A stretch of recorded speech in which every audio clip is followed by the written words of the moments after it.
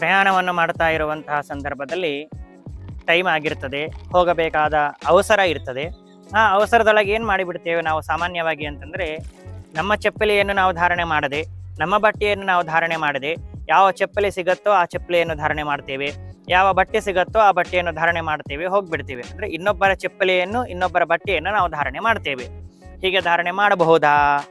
ಮಾಡಿದರೆ ಏನಾಗತ್ತೆ ಅಂತಂದರೆ ಅದಕ್ಕೆ ಶಾಸ್ತ್ರ ನಿಷೇಧ ಮಾಡಿದೆ.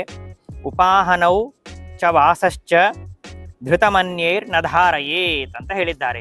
ಚಪ್ಪಲಿಯನ್ನು ಮತ್ತು ಬಟ್ಟೆಯನ್ನು ಸರ್ವಥಾ ಇನ್ನೊಬ್ಬರು ಧಾರಣೆ ಮಾಡಿದ್ದನ್ನು ಮಾಡಬಾರದು. ಚಪ್ಪಲಿಯಲ್ಲಿ ವಿಶೇಷವಾಗಿ ಪಾಪಗಳಿರ್ತವೆ. ಚಪ್ಪಲಿ ಹೋಯಿತು ಅಂತಂದರೆ ಸಂತೋಷ ಪಡಬೇಕು ಅಂತ ಹಿರಿಯರು ಹೇಳ್ತಾ ಇರ್ತಾರೆ. ಆದ್ದರಿಂದಾಗಿ ನಮ್ಮ ಬಟ್ಟೆಯನ್ನು ನಾವು ಧಾರಣೆ ಮಾಡಬೇಕು, ನಮ್ಮ ಚಪ್ಪಲಿಯನ್ನು ನಾವು ಧಾರಣೆ ಮಾಡಬೇಕು. ಹೊರತು ಸಮಯ ಆಗಿದೆ, ಸಿಗ್ತಾ ಇಲ್ಲ ಅಂತೇಳಿ ಸಿಕ್ಕ ಚಪ್ಪಲಿಗಳನ್ನು ಅಥವಾ ಸಿಕ್ಕ ಬಟ್ಟೆಯನ್ನು ಸರ್ವಥಾ ಧಾರಣೆ ಮಾಡಬಾರದು.